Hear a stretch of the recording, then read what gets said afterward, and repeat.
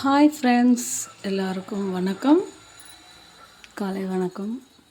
நேற்று ஒரு சுடிதார் மேல் பாட்டம்லேருந்து ஒரு சுடிதார் மேல் டாப், அந்த டாப்பை எடுத்துகிட்டு ப்ளவுஸாக கன்வெர்ட் பண்ண போகிறேன், தைக்க போகிறேன்னு சொல்லியிருந்தேன். ப்ரின்சஸ் கட்டாகவே தைச்சிருக்கேன். இது சும்மா இந்த லேஸ் இருந்தது, அதை வச்சுருக்கேன். இன்னும் கொக்கிலாம் கட்டணும், அதனால் ஊசி சும்மா டேக் பண்ணி வச்சுருக்கேன்.